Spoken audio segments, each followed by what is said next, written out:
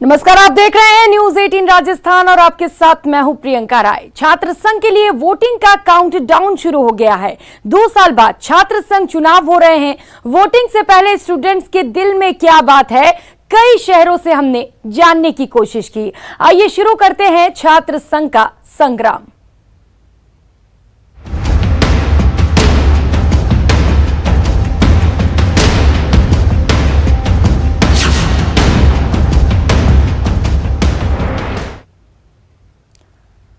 तो छात्र संघ चुनाव के लिए वोटिंग का काउंटडाउन भी शुरू हो चुका है और बेहद कम समय बचा है। अब सहयोगी इस वक्त हमारे साथ जुड़ चुके हैं, लवली वाधवा जयपुर से और कपिल श्रीमाले उदयपुर से। लवली, सबसे पहले आपके पास आना चाहूंगी। चलिए कपिल, सबसे पहले आपके पास आते हुए किस तरीके का उत्साह इस वक्त यूनिवर्सिटीज में, क्योंकि समय अब बहुत कम बचा है वोटिंग में?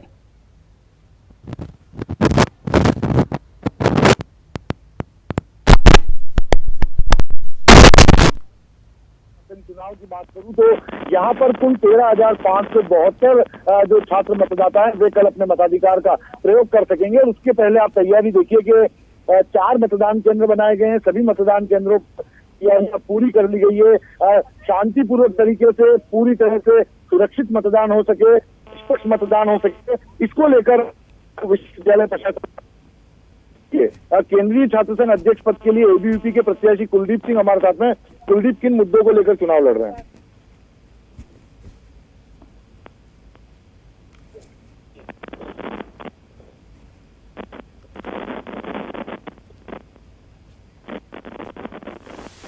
ठीक है कपिल, आपके ऑडियो में कुछ प्रॉब्लम है, उसको ठीक करने की कोशिश करेंगे। और चलिए लवली, अब सीधे आपके पास आते हुए वहां पर क्या कुछ तैयारियां हैं, क्योंकि वोटिंग में समय अब बहुत कम रह गया है और किस तरीके का उत्साह है, बताइएगा जरा।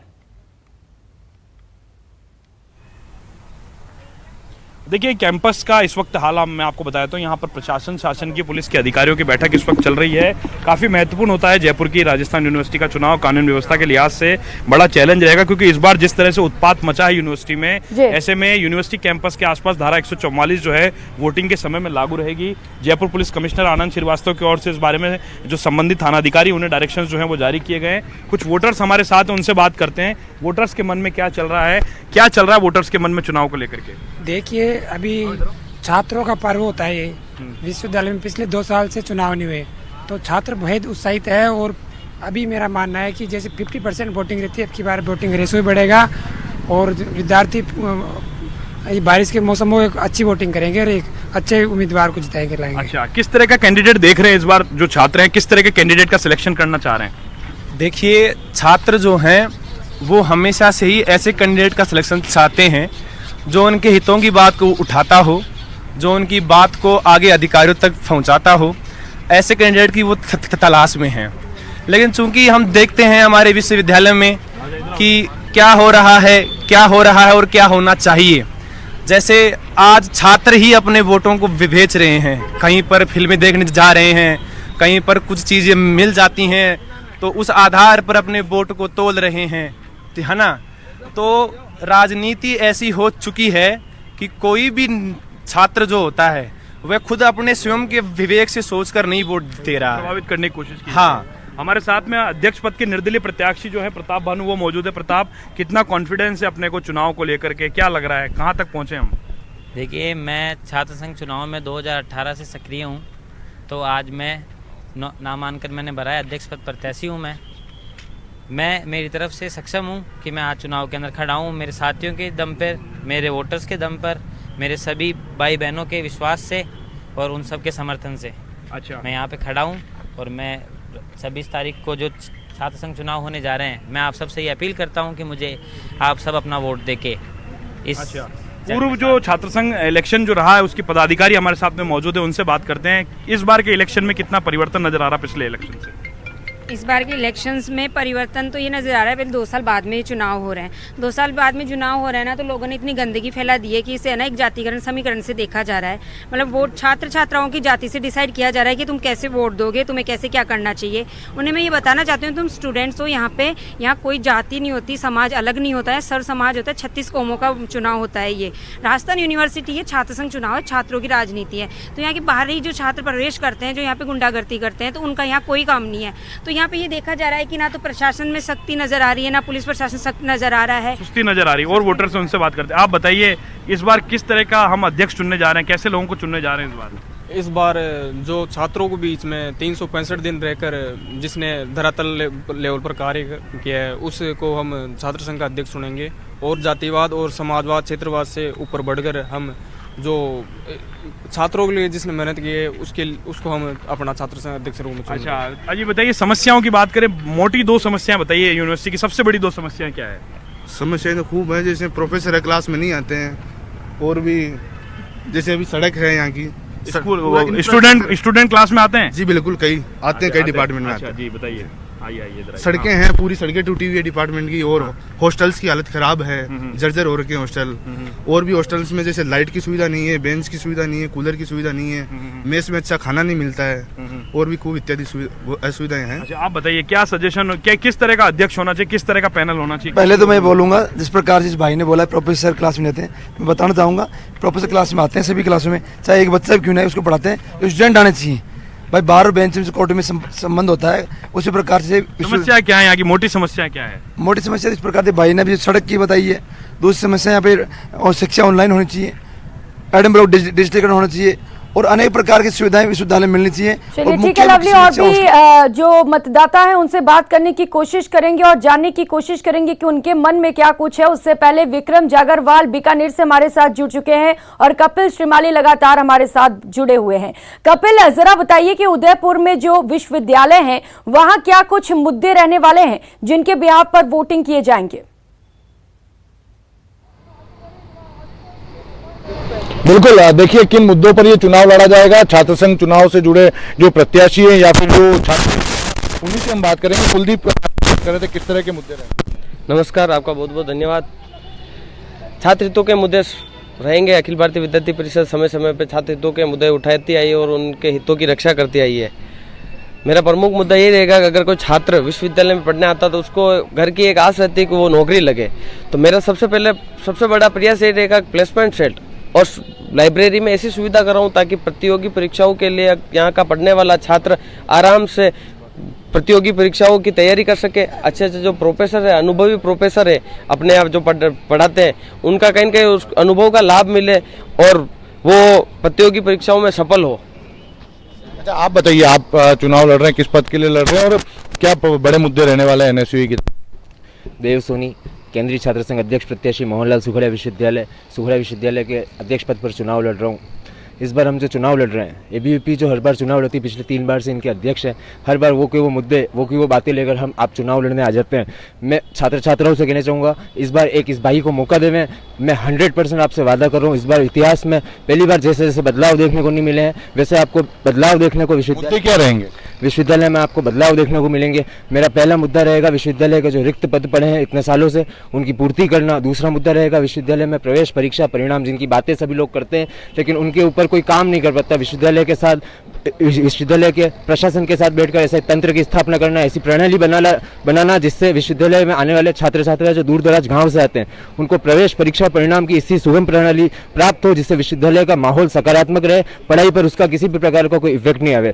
तीसरी चीज, विश्वविद्यालय में जो कक्षाएं सुचारू रूप से चालू नहीं रहती है, विश्वविद्यालय में कहीं गेस्ट फैकल्टी की कमी है, उन कमियों को दूर करना सबसे पहली चीज और सबसे महत्वपूर्ण चीज है। विश्वविद्यालय का माहौल, पढ़ाई का माहौल रहना चाहिए, सकारात्मक माहौल। बाकी सारी बातें एक तरफ, सुख सुविधा एक तरफ, लेकिन विश्वविद्यालय के अंदर जो पढ़ाई का माहौल है वो कभी खराब ना हो, इस बात को हम ध्यान में रखकर चुनाव लड़ रहे हैं। इसके कुलदीप, लगातार कुछ समय से एबीवीपी के अध्यक्ष हैं, क्या छात्र हितों पे काम कर पाए?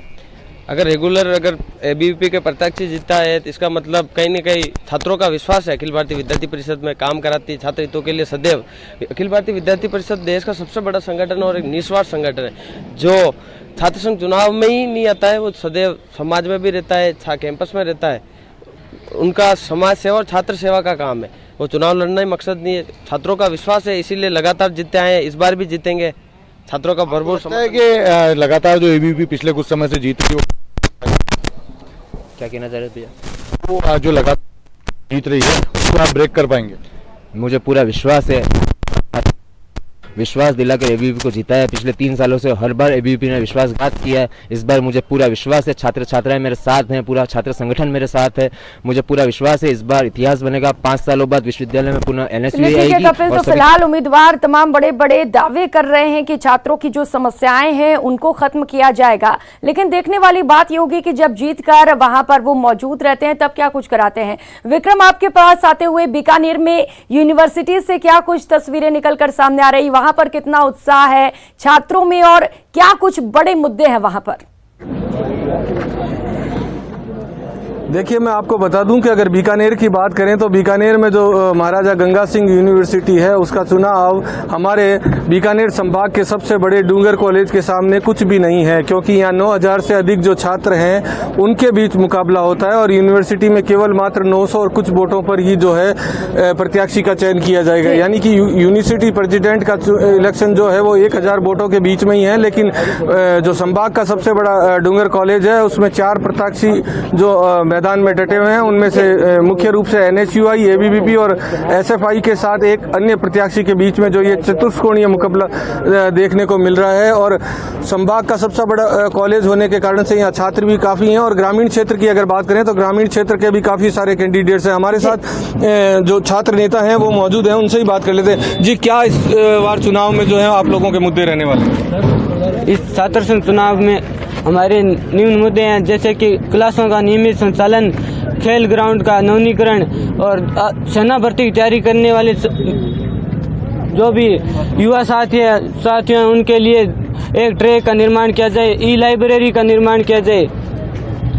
आप भी क्योंकि चुनाव में आए हैं, आपके सामने दूसरे प्रतिद्वंदी भी जो है वो छात्र हैं जो मैदान में हैं, तो आप उनसे किस तरीके से अपने आप को अलग प्रस्तुत करेंगे? सर, मैं लगातार 4 वर्षों से संघर्ष कर रहा हूं, क्योंकि मैं एमएससी फाइनल का स्टूडेंट हूं, तो लगातार 4 वर्षों से संघर्ष कर रहा हूं, सभी छात्रों के बीच रहा हूं, सभी छात्र से अच्छी तरह से मुझे जानते हैं, उनकी हर समस्या का समाधान किया। मुझे पूर्ण विश्वास है कि वो मुझे उपाध्यक्ष पद पर जरूर जितवाएंगे।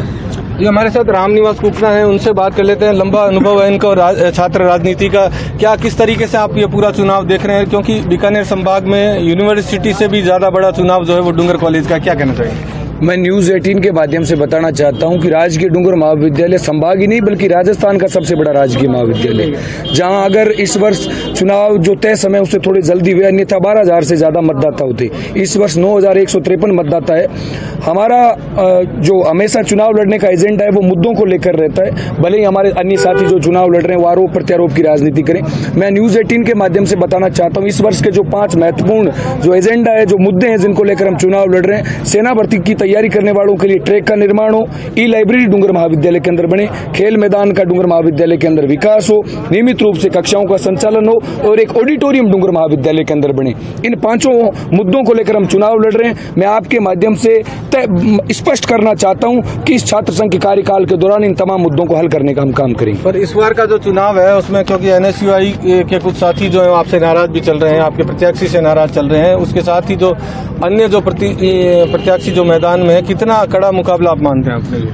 देखो, संघर्ष करने वाले लोग हैं। आपने देखा जब कोरोना का दौर चला तो बीकानेर ही नहीं बल्कि पूरे देश के अंदर एकमात्र छात्र संगठन एनएसयूआई था जो सड़क पर उतरकर विद्यार्थी के भविष्य को बचाने के लिए संघर्ष कर रहा था।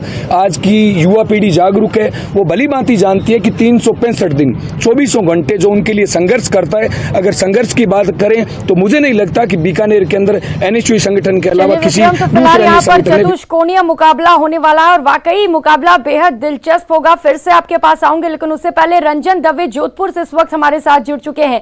रंजन, जोधपुर की यूनिवर्सिटीज की बात करें तो वहां पर किस तरीके की तस्वीरें निकलकर सामने आ रही हैं, क्योंकि कल सुबह वोटिंग भी है, कैसा उत्साह देखने को मिल रहा है वहां पर? जी, जिस तरह के अगर वोटिंग की बात करें तो जोश पूरे परवान पर है। जोधपुर में जय नारायण व्यास विश्वविद्यालय के बाहर खड़ा हूँ, केंद्रीय परिषद के बाहर खड़ा हूँ मैं, और नज़ारा जो दिखाना चाहूँगा तो यहाँ जो छात्रों का हुजूम है अभी भी लगातार हुजूम बरकरार है। मेरे साथ में यहाँ तीनों ही जो अध्यक्ष पद के दावेदार हैं वो कहीं ना कहीं मौजूद है। सबसे पहले ये SFI के उम्मीदवार हैं, अरविंद सिंह नाम है। अरविंद सिंह, किन चुनौतियों के साथ में मैदान में डटे हैं आप? देखो, आपने जो प्रश्न किया चुनौतियों का, तो चुनौतियां बहुत है इस चुनावी संग्राम में।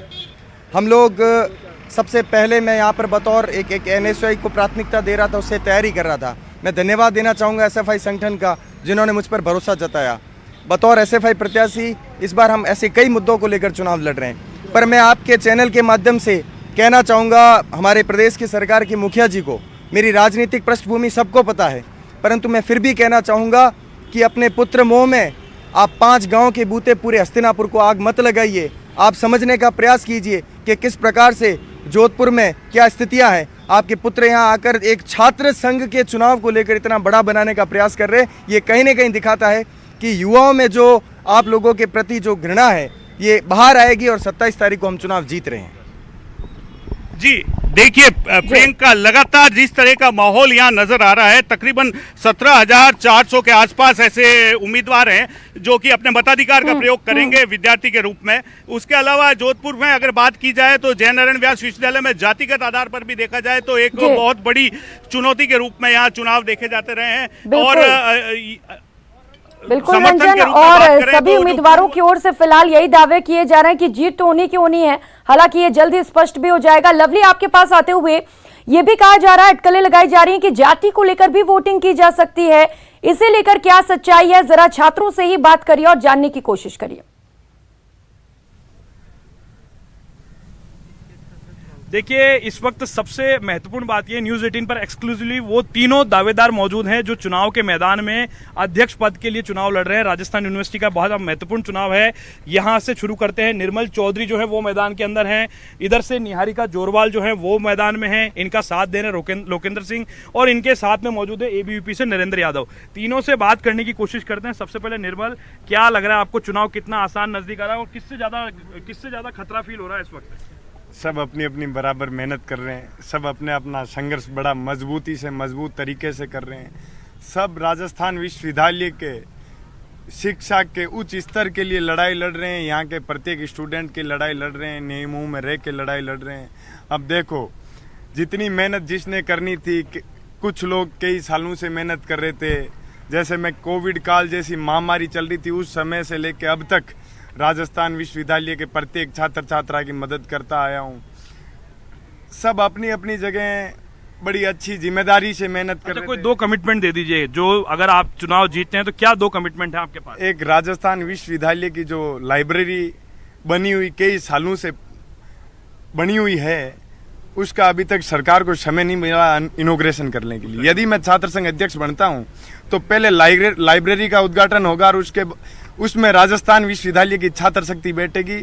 उसके बाद में राजस्थान विश्वविद्यालय के छात्र संघ अध्यक्ष के कार्यालय के अंदर बैठूंगा। तो चलिए निहारिका जी, आप बताइए, चुनाव ये कहा जा रहा है कि मंत्री की पुत्री चुनाव लड़ रही है और आप कह रही हैं कि तमाम कौम आपके साथ है। किस तरह से चुनाव लड़ रहे हैं और क्या लग रहा है आपको, सबसे ज्यादा चुनौती कौन दे रहा है आपको? चुनौती मेरे लिए मैं खुद हूँ, पहली बात तो ये, क्योंकि मैं दिन पर दिन खुद से ही बेहतर बनने की कोशिश करती हूँ। और रणनीति मेरी वही है कि छात्र हित में काम करेंगे तो छात्र देखेंगे तो अपने आप वोट करेंगे और छात्र अपने आप संघर्ष को साथ देगा। अच्छा, कोई 2 कमिटमेंट ऐसे आपके दिमाग में हो कि चुनाव अगर आप जीत जाती हैं तो वो 2 काम कौन से होंगे? देखिए, 2 क्या, मेरे तरफ से बहुत सारे हैं, पर 2 मैं मेन बताना चाहूँगी कि मैं लॉ में एक प्लेसमेंट सेल होगा, और दूसरा जो संविदा पे हैं टीचर्स स्टाफ जो संविदा पे जिनकी 5-6 हज़ार के वेतन में है, वो मैं उनको जरूर एक मिनिमम वेजेस के 12,000-15,000 कुछ करा। अच्छा लोकेंद्र, आप क्या सोच करके साथ दे रहे? अखिल भारतीय विद्यार्थी परिषद से छोड़ करके आप निहारिका के साथ लगे, क्या सोचा आपने? मैंने सदैव राजस्थान विश्वविद्यालय के अंदर 365 दिन प्रतिपल प्रतिक्षण छात्र हितों के लिए कार्य किया है, और बहन निहारिका मेरे साथ ही राजस्थान विश्वविद्यालय में कार्य कर रही थी। बहन निहारिका का मैंने मुद्दों के आधार पर समर्थन किया है, और इसी राजस्थान विश्वविद्यालय के मुख्य द्वार में मैंने 40 दिन ऐतिहासिक धरना दिया, जो आज तक इतिहास में किसी ने नहीं दिया। मेरा मुख्य उद्देश्य, मुख्य मांग राजस्थान सरकार से मेरी बहनों की उच्च शिक्षा पूरे प्रदेश के अंदर निःशुल्क करवाने की है, और बहन निहारिका के साथ मिलकर सबसे पहले मैं ये कराऊंगा। दूसरा, हमारा सबसे मुख्य मुख्य मांग है। जो सालों से राजस्थान विश्वविद्यालय के अंदर जो संविदा कर्मचारी काम करते हैं 5-5-6 हजार उनकी तनख्वाह है, उनका वेतन बढ़वाएंगे। उनका वेतन मिनिमम वेतन कम से कम 12,000 कराऊंगा और इसके लिए हमने पहले प्रयास भी किया। अगर हमें मौका मिलेगा तो विद इन 1 मंथ दोनों मांगे हम पूरी कराएंगे। कैसा रेस्पॉन्स कैसा मिल रहा है? हर जगह छात्र शक्ति हमें मौका दे रही है, हमें बुला रही है। समय के अभाव में हम जा भी नहीं पा रहे और मुझे विश्वास है छात्रों का उत्साह देख के कि आने वाली 27 तारीख को हजारों मतों से छात्र शक्ति हम पे विजय बना के विश्वास जताएगी। तो नरेंद्र हमारे साथ में एबीवीपी से अध्यक्ष पद के प्रत्याशी है। नरेंद्र, क्या कह रहा है मन? सबसे ज्यादा खतरा कौन चैलेंज दे रहा है अभी आपको? देखिए, हम कभी भी किसी चुनौती को या फिर ऐसी कोई विचार हम रखते नहीं है। हमेशा हम आम छात्रों के बीच में रहते हैं और हमारी तैयारी 2 दिन 5 दिन या 10 दिन की नहीं होती है और ना ही बाहुबल और कहीं ना कहीं धनबल से हम तैयारी करते हैं। विद्यार्थी परिषद का प्रत्येक कार्यकर्ता वर्ष भर 365 दिन कैंपस में काम करता है और ये तैयारी वर्ष भर की है और मैं समझता हूँ कि हम आम छात्र के बीच में रह रहे हैं और आम छात्र आने वाले 26 तारीख को विद्यार्थी परिषद के पूरे पैनल को भारी बहुमत से जिताएंगे। कोई 2 कमिटमेंट जो तमाम छात्रों से आप करना चाहें अगर आप अध्यक्ष बनते हैं तो? हमने इस मैनिफेस्टो में भी डाला है कि हॉस्टल्स, प्लेसमेंट और वाईफाई विद्यार्थी परिषद की यही लड़ाई। इस बार आने वाले समय में हम हॉस्टल्स की सुविधाओं को लेकर पूरा वर्ष भर प्राथमिकता के साथ कार्य करेंगे। चलिए ठीक है, कार्य करेंगे, सभी यही कह रहे हैं। क्या क्या कार्य करते हैं वो तो समय ही बताएगा। रंजन, आपके पास आते हुए बताया जा रहा है कि धन और बल का भी प्रयोग चल रहा है। जरा छात्रों से बात करिए और जानने की कोशिश करिए, क्या वाकई ऐसा है क्या? बिल्कुल जी, बिल्कुल। मेरे साथ अभी एनएसयूआई के प्रत्याशी के तौर पर और एसएफआई के प्रत्याशी, दोनों ही अध्यक्ष पद के प्रत्याशी खड़े हैं। आरोप की लगाने की बात है, लगातार ये आरोप आ रहे हैं कि धन बल का प्रयोग हो रहा है, प्रशासन एक तरफा आपके समर्थन में आया हुआ है। ऐसा कुछ नहीं है। जैसा आप सभी को बताया गया है, प्रशासन विश्वविद्यालय के जितने भी विद्यार्थी है, जितने भी संगठन है, जितनी भी पार्टियां, सबके लिए प्रशासन समान होता है।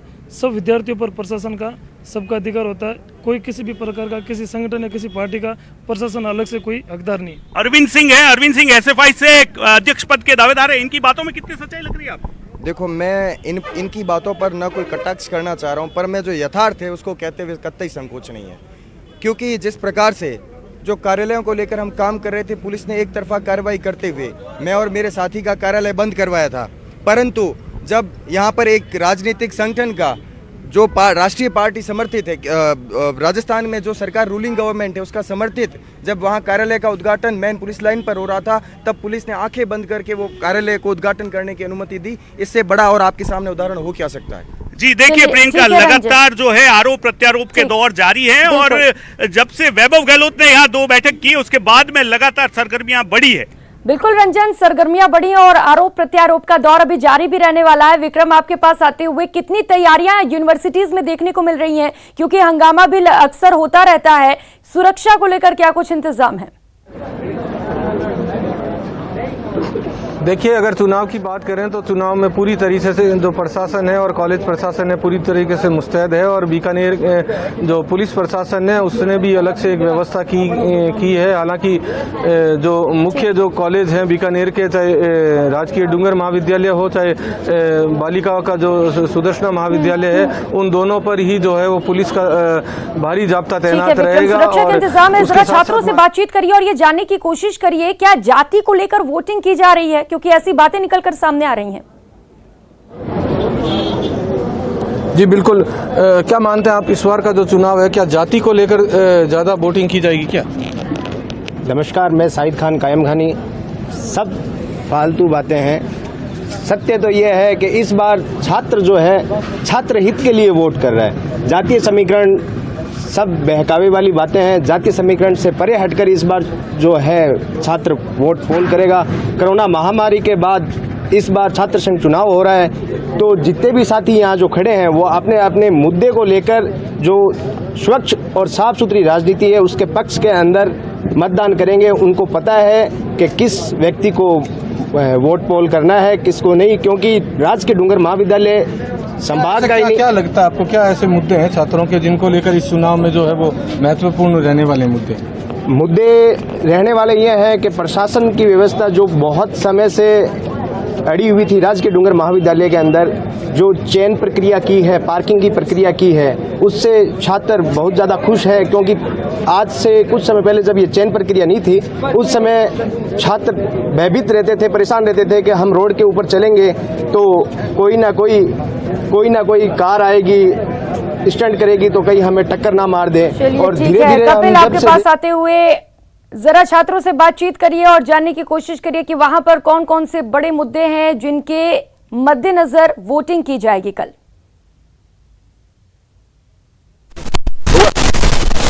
बिल्कुल, देखिए कुल 13,572 मतदाता उदयपुर में मतदान करेंगे और किस तरह के मुद्दे रहने वाले हैं। हमारे साथ में छात्र संघ के अध्यक्ष हिमांशु चौधरी हैं।